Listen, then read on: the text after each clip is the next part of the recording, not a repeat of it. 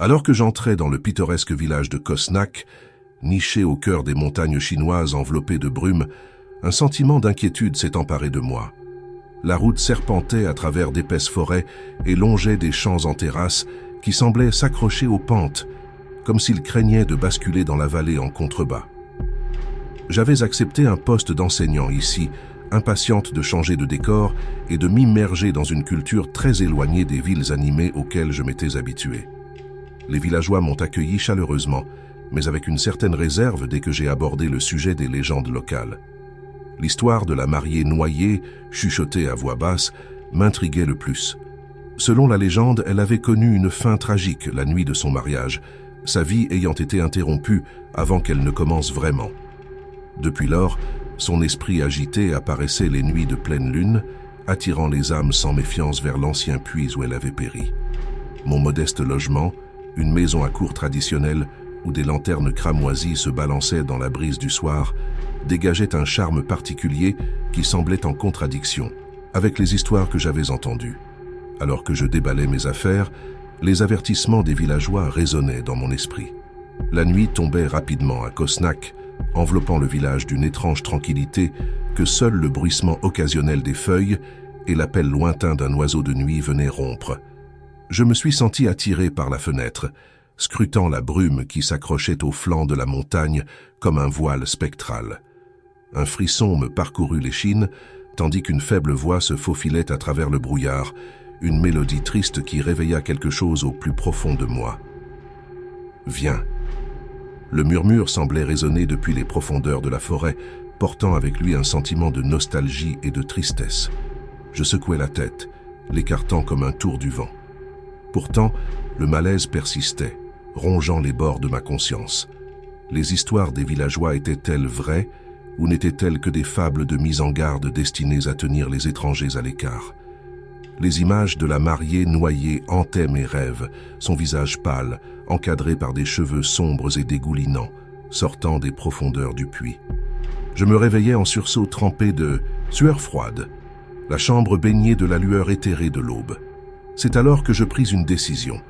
J'allais découvrir la vérité derrière la légende qui semblait enserrer ce village dans une étreinte spectrale. À chaque instant, ma curiosité grandissait, éclipsant le malaise qui m'avait accueilli à mon arrivée. Les jours se sont transformés en semaines, tandis que je m'installais dans ma nouvelle routine, enseignant à l'école locale le jour et plongeant dans l'histoire du village la nuit. La légende de la mariée noyée occupait toutes mes pensées, un puzzle aux pièces manquantes que j'étais déterminé à résoudre. Les soirs, j'errais sur les chemins pavés qui serpentaient à travers le village, à la recherche de bribes d'informations auprès des villageois qui se réunissaient devant leur maison.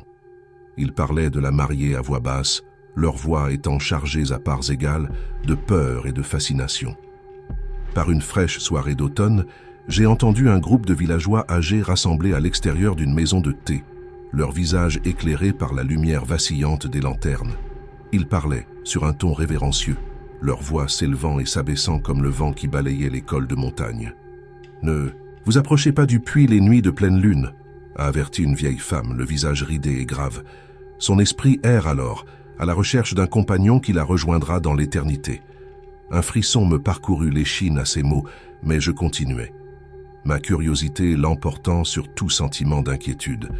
Le lendemain, j'ai visité le puits, une structure de pierre usée par le temps et la négligence, dont l'embouchure est obstruée par la mousse et les souvenirs. L'air qui l'entourait semblait lourd, chargé de secrets séculaires. Alors que je me tenais là, contemplant les profondeurs troubles du puits, une soudaine rafale de vent emporta un murmure. Un nom, à peine audible mais indubitablement clair, Stefnil. Mon cœur s'emballa. L'esprit de la mariée m'avait-il appelé, ou était-ce simplement mon imagination qui s'emballait? La frontière entre la réalité et la superstition s'estompa à ce moment-là, et je sus alors que je m'étais embarqué dans un voyage qui mettrait à l'épreuve non seulement mon courage, mais aussi ma raison. Cette nuit-là, alors que je restais éveillé dans mon lit, les échos des secrets du village résonnaient dans mon esprit. L'attrait de la mariée noyée m'attirait comme le chant d'une sirène qui me rapprochait inexorablement du bord d'un sombre abîme. J'étais loin de me douter que les réponses que je cherchais me conduiraient plus profondément dans un royaume où le voile entre les vivants et les morts était plus mince que je n'aurais jamais pu l'imaginer. Les jours se sont transformés en semaines, tandis que je poursuivais mon exploration de Cosnac, chaque pas me rapprochant de l'élucidation du mystère de la mariée noyée. Le village, avec ses chemins sinueux et ses maisons anciennes, semblait retenir son souffle, comme s'il attendait que je découvre ses secrets les plus sombres. Sa présence se profilait dans mes pensées comme un spectre, une sentinelle silencieuse qui gardait les vérités cachées du village. Je m'approchais prudemment, le chemin de gravier crissant sous mes pieds à mesure que j'approchais de la structure de pierre usée par le temps. Le puits, baigné dans la douce lumière du soleil couchant, projetait de longues ombres sur la cour. Je m'approchais timidement, faisant courir mes doigts le long des pierres rugueuses, comme si je cherchais des réponses dans leurs sillons anciens. L'air autour de moi semblait chargé d'une énergie palpable, comme si la terre elle-même retenait son souffle dans l'attente. Une voix douce mais insistante chuchotait au fond de mon esprit. « Trouve-moi !» Je sursautais, surpris. Était-ce le vent qui jouait des tours à mes oreilles, ou avais-je vraiment entendu la voix de la mariée noyée? Mon cœur battait contre ma cage thoracique, un rythme primitif faisant écho à la cadence de la peur et de la fascination qui m'étreignait. La nuit descendit comme un rideau de velours, enveloppant le village d'un silence rompu seulement par le cri lointain d'une chouette solitaire. Une fois de plus, le sommeil m'a échappé, mon esprit étant hanté par des visions du puits et des secrets qu'il abritait. Dans les heures les plus sombres avant l'aube, je me levai du lit avec un sentiment de détermination qui frisait l'obsession. Je revins sur mes pas jusqu'au puits, la lune jetant une lueur argentée sur ces pierres couvertes de mousse. Des ombres dansaient à la périphérie de ma vision, murmurant des secrets trop anciens et trop terribles pour être compris. Je m'agenouillai devant le puits, regardant dans ses profondeurs comme si je cherchais des réponses dans l'abîme. L'eau en dessous scintillait comme de l'argent liquide, reflétant la lumière fantomatique de la lune. Et puis, au milieu des ondulations et des reflets, je l'ai vue, une silhouette enveloppée de brume et de souvenirs, ses yeux sombres qui semblaient m'attirer plus près à chaque battement de cœur. « Qui es-tu » je murmurai, ma voix n'étant guère plus qu'un souffle emporté par la nuit. La silhouette resta silencieuse, sa présence pesant sur mon âme. Et pourtant, dans ces instants fugaces, j'ai senti un lien, un fil de désir et de perte qui nous unissait à travers le temps et l'espace. Un vent glacial a balayé la cour, éparpillant les feuilles et troublant la tranquillité de la nuit. Je frissonnais, me rendant compte de la situation, comme les premières lueurs de l'aube. La mariée noyée cherchait quelque chose de plus qu'une simple compagnie. Elle cherchait l'absolution, la libération des chaînes de son destin tragique. Alors que les premiers rayons du soleil embrassaient l'horizon, je fis un vœu silencieux. J'allais percer le mystère de la mariée noyée, non par peur ou par curiosité, mais par conviction profonde que son histoire méritait d'être racontée. J'étais loin de me douter que les réponses que je cherchais ne se trouvaient pas seulement dans les coins d'ombre du village, mais aussi dans les recoins de mon propre cœur. Les jours s'étiraient à un rythme monotone, tandis que je m'enfonçais dans la légende qui avait ensorcelé mes pensées et mes rêves. Les villageois me considéraient avec un mélange de curiosité et de prudence, leur superstition étant tempérée par le respect que m'inspirait ma détermination. Les nuits de pleine lune devinrent mon obsession, le moment où l'épouse noyée était censée errer dans le royaume des mortels, à la recherche d'un compagnon. Les nuits de pleine lune devinrent mon obsession, la période où l'on dit que la mariée noyée erre dans le royaume des mortels à la recherche d'un compagnon. Je me trouvais de plus en plus souvent attiré par le puits, comme si l'attrait de la lumière argentée de la lune exerçait une influence sur mon âme. Je me tenais devant le puits, mon pouls s'accélérant avec un mélange d'anticipation et de crainte. La lune était basse dans le ciel, projetant de longues ombres qui semblaient danser sur une mélodie macabre que j'étais le seul à entendre. J'attendais, le souffle retenu dans une prière silencieuse, alors que les minutes s'étiraient en éternité. Et puis, comme si l'étreinte lumineuse de la lune l'avait appelée, elle est apparue, une silhouette drapée dans le clair de lune, sa forme éthérée et pourtant douloureusement réelle. Ses yeux, sombres comme l'abîme, se sont fixés sur les miens avec une intensité obsédante qui a traversé les couches du temps et de la mémoire. Je me sentis attiré, irrésistiblement poussé à tendre la main, à toucher le voile qui nous séparait et à découvrir la vérité cachée dans sa présence spectrale. Steph Neal.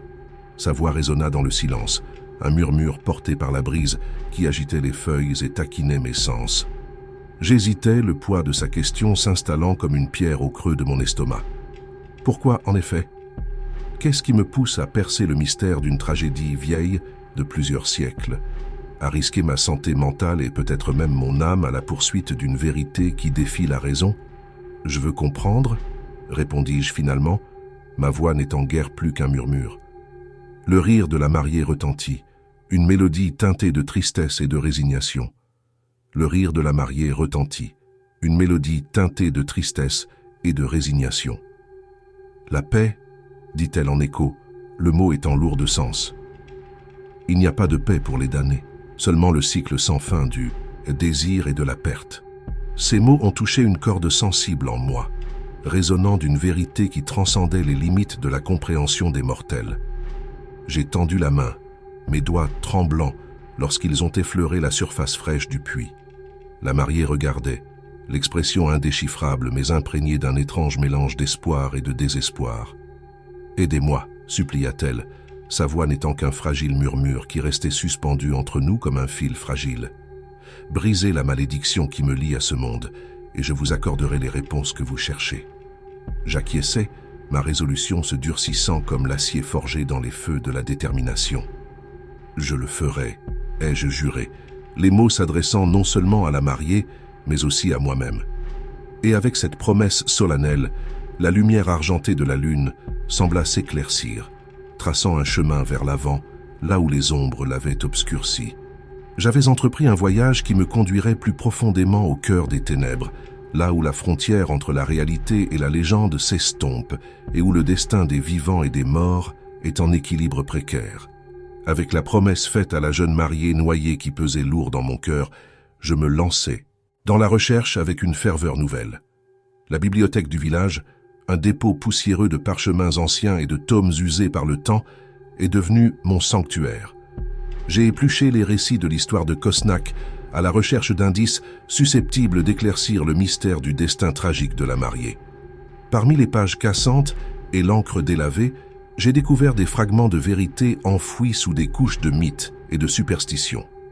La mariée, une jeune femme nommée Marie, avait été fiancée au fils d'un riche marchand, une union arrangée pour assurer la fortune et le prestige de la famille.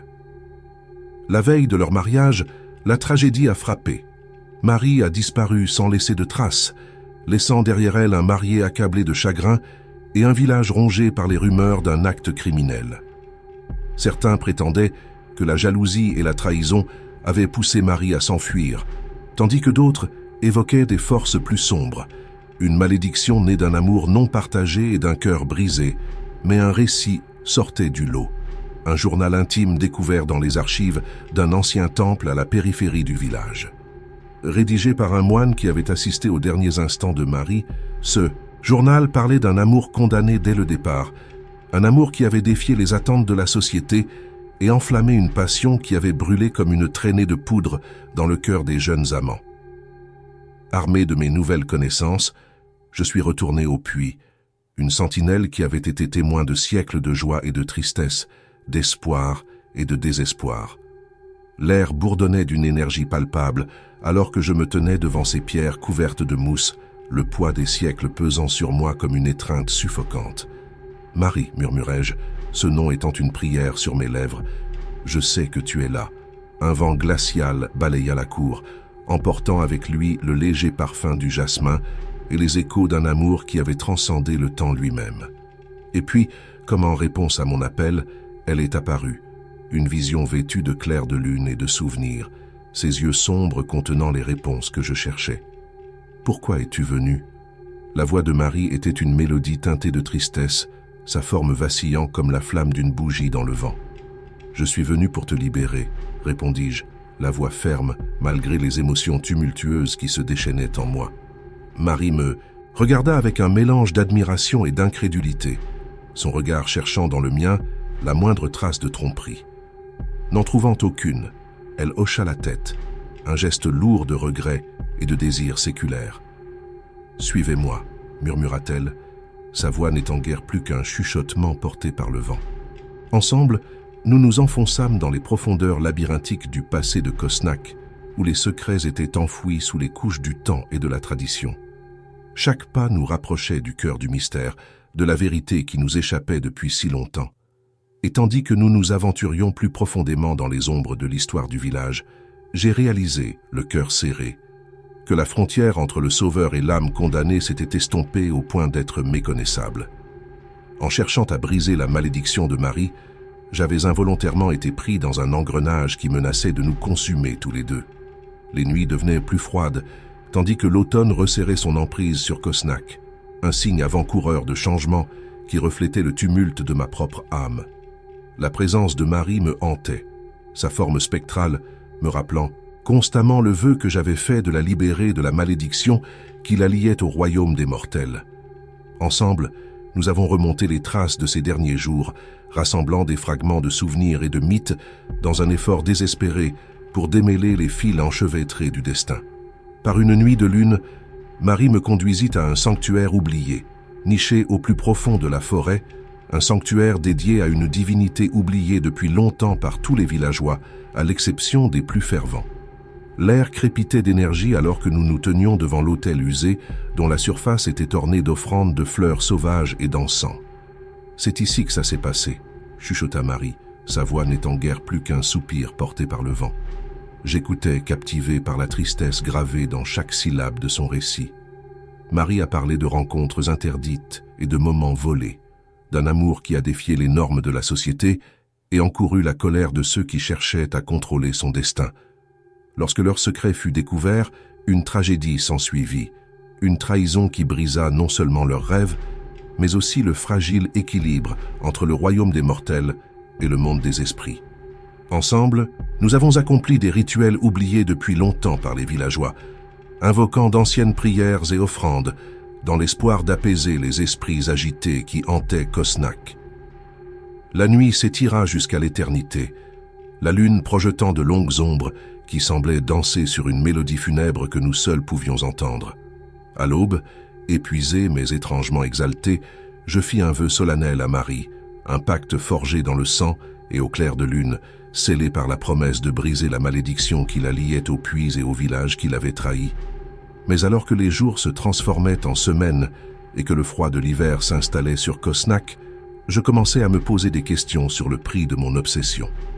Des ombres dansaient à la périphérie de ma vision, des murmures de doute et d'effroi qui menaçaient de défaire la fragile tapisserie d'espoir que j'avais tissée autour du sort de Marie. Étais-je vraiment le sauveur qu'elle cherchait, ou étais-je involontairement devenu le signe avant-coureur de sa damnation éternelle? L'hiver s'est abattu sur Cosnac avec une poigne glaciale, peignant le village en nuances de blanc et de gris. Le froid qui régnait dans l'air reflétait le malaise qui s'était installé dans mon cœur depuis que j'avais conclu le pacte avec Marie. Chaque jour qui passait nous rapprochait de la pleine lune, la nuit où nous allions affronter la malédiction qui la liait au puits, et peut-être trouver un moyen de briser son emprise. Dans les moments calmes entre les cours à l'école du village, j'ai approfondi l'histoire de Marie. Plus j'en découvrais, plus il devenait évident que son destin était intimement lié à la trame de l'histoire de Cosnac, une tapisserie d'amour et de trahison, d'espoir et de désespoir qui s'étendait sur plusieurs siècles. Un après-midi, alors que les flocons de neige dansaient à la fenêtre de ma classe, un vieux villageois s'est approché de moi, un parchemin usé à la main. « Il appartenait à mes ancêtres », murmura-t-elle, sa voix n'étant guère plus qu'un chuchotement. « Il parle de Marie et de la malédiction qui l'a frappée. » J'ai déroulé le rouleau avec des mains tremblantes, mes yeux parcourant les caractères délavés qui racontaient un amour défiant la mort elle-même. L'amant de Marie, rendu fou par le chagrin et la culpabilité, avait cherché à défier la malédiction qui lui avait coûté la vie. Mais dans sa folie, il avait involontairement lié l'esprit de Marie au puits, une prison d'eau et de mémoire dont elle ne pourrait jamais s'échapper. La vérité me frappa comme un coup à la poitrine, me privant de mon souffle et obscurcissant mes pensées. Avais-je été un pion dans la tentative désespérée de rédemption de l'amant de Marie, ou y avait-il encore une chance de briser la malédiction et de la libérer? Cette nuit-là, alors que la lune montait haut dans le ciel, Traçant un chemin argenté à travers le paysage enneigé, Marie m'apparut une fois de plus. Sa forme vacillait au clair de lune, ses yeux scrutaient les miens à la recherche de la moindre trace de doute ou d'hésitation. « Ce soir », murmura-t-elle, sa voix n'étant qu'un fragile écho dans le silence. Je hochai la tête, ma résolution se durcissant comme l'acier forgé dans les feux de la détermination. Ensemble, nous nous sommes dirigés vers le puits, témoin silencieux de siècles de joie et de tristesse, d'espoir et de désespoir. L'air bourdonnait d'une énergie palpable alors que nous nous tenions devant les pierres couvertes de mousse, le poids des siècles pesant sur nous comme une étreinte suffocante. « Nous devons accomplir le rituel », murmura Marie, sa voix à peine audible, au-dessus du vent qui balayait la cour. J'acquiesçai à nouveau, mes mains tremblant tandis que je rassemblais les instruments nécessaires au rituel, une lame d'obsidienne, des herbes bénies et un calice d'argent rempli de l'eau du puits lui-même.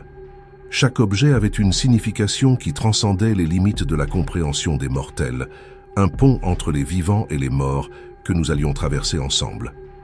Alors que la lune atteignait son zénith, projetant de longues ombres qui semblaient danser sur une mélodie funèbre que nous étions les seuls à entendre, nous commençâmes le rituel qui déterminerait le destin de Marie et le mien. Le rituel se déroula comme une danse entre les mondes, chaque mouvement et chaque incantation, nous rapprochant du dénouement des fils emmêlés du destin qui liait Marie au puits. L'air crépitait d'énergie, tandis que nous invoquions d'anciennes prières et offrandes, la nuit retenant son souffle dans l'attente de ce qui allait suivre. La présence de Marie à mes côtés était à la fois réconfortante et troublante, un rappel du poids de la responsabilité que j'avais prise sur moi dans ma quête pour briser sa malédiction. Sa forme vacillait au clair de lune, éthérée et pourtant douloureusement réelle, ses yeux fixés sur le puits qui la retenait prisonnière. « Es-tu prête ?» demandai-je, ma voix à peine plus forte que celle de Marie. Demandai-je, ma voix n'étant guère plus qu'un murmure alors que je tenais la lame d'obsidienne en l'air. Sa surface brillait au clair de lune, reflet de la puissance et du danger qu'elle renfermait. Marie hocha la tête, l'expression mêlée de détermination et de résignation. Avec une profonde inspiration, je plongeai la lame dans l'eau du puits, la surface ondulant comme de l'argent liquide à son contact. L'air bourdonnait d'anticipation, tandis que je psalmodiais les mots anciens qui avaient été transmis de génération en génération, un appel à la clémence, au pardon, à la libération des liens qui retenaient Marie captive. Le sol sous nos pieds tremblait, la terre même semblant répondre à notre supplique. Des ombres dansaient à la périphérie de ma vision, des murmures de doute et d'effroi qui menaçaient de défaire la fragile tapisserie d'espoir que j'avais tissée autour du sort de Marie.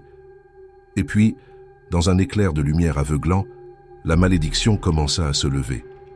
Un voile d'obscurité se leva sur la forme de Marie, révélant la beauté radieuse qui avait été obscurcie par des siècles de chagrin et de regret. Elle se tenait devant moi, entière et libre, les yeux brillants de gratitude et d'admiration. « Merci », murmura-t-elle, sa voix étant une mélodie teintée d'un nouvel espoir. J'ai souri, le soulagement m'envahissant comme un raz-de-marée. Ensemble, nous avons regardé l'esprit de Marie s'élever dans le ciel nocturne, un phare de lumière qui a percé les ténèbres et éclairé le chemin de la rédemption. Alors que l'aube se levait sur Cosnac, projetant ses teintes dorées sur le paysage enneigé, je savais que mon voyage était loin d'être terminé. Le village renfermait d'autres secrets, d'autres âmes en quête de salut. Et je ne me reposerai pas avant d'avoir percé tous les mystères et accordé à tous les esprits perdus la paix qu'ils recherchaient désespérément. Mais pour l'heure, alors que les premiers rayons du soleil embrassaient l'horizon, je m'accordais un moment de répit, un moment pour me prélasser en sachant que j'avais tenu ma promesse et mis fin aux tourments de Marie. Avec l'esprit de Marie enfin en paix, Cosnac sembla exhaler un soupir collectif de soulagement. Les villageois qui se méfiaient auparavant de ma présence me considérèrent maintenant avec un nouveau respect, une gratitude née du fait que j'avais libéré leur village de l'ombre de l'épouse noyée.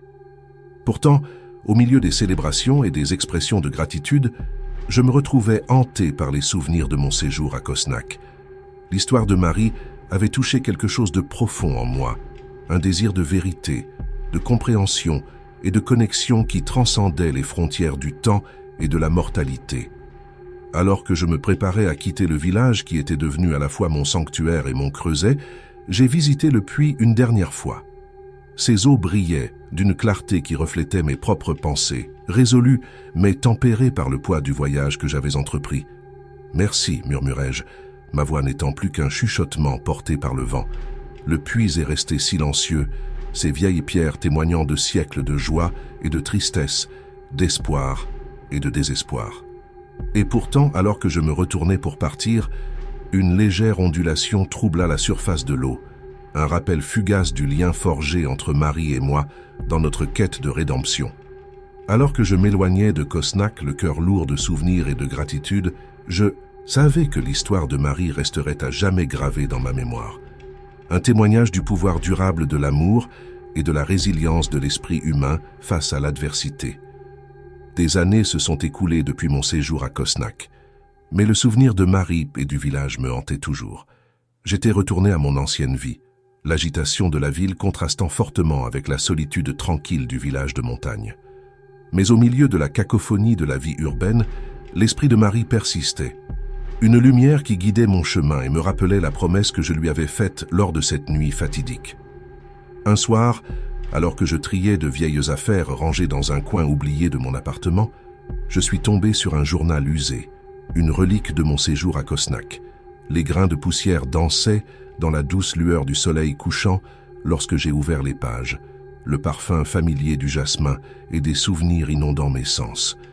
J'ai tracé l'encre délavée avec des doigts tremblants, revivant chaque moment comme s'il s'était passé hier. Les avertissements chuchotés des villageois, la mélodie obsédante qui avait résonné dans les montagnes enveloppées de brume et la présence éthérée de Marie, tout cela était gravé dans les pages du journal, un témoignage du pouvoir de transformation de l'amour et du sacrifice. Et puis, parmi les pages jaunies et les souvenirs tachés d'encre, j'ai trouvé une fleur sauvage pressée, une fleur de jasmin, délicate et parfumée, ses pétales préservés comme s'ils avaient été figés dans le temps. Les larmes me montèrent aux yeux lorsque je me souvins des rituels que nous avions accomplis, des vœux que nous avions échangés dans notre quête pour briser la malédiction qui liait Marie au puits. Dehors, la ville s'animait, une symphonie de klaxons et de pas qui résonnait dans les rues en contrebas. Mais à cet instant, alors que je tenais la fleur de jasmin dans mes mains, j'ai ressenti un profond sentiment de paix, l'assurance que Marie avait trouvé la paix qu'elle cherchait et que nos chemins avaient été à jamais entrelacés par les liens de l'amour et de la rédemption. J'ai fermé le journal avec un sentiment de finalité, ces pages témoignant de l'héritage durable de Cosnac et de la mariée noyée dont l'esprit avait touché ma vie d'une manière que je n'aurais jamais pu imaginer. Et tandis que je contemplais la ligne d'horizon de la ville baignée par la lumière déclinante du jour, je savais que l'histoire de Marie continuerait à vivre. Un murmure dans le vent, un souvenir gravé dans le tissu du temps et un témoignage du pouvoir durable de l'amour qui transcende même la mort.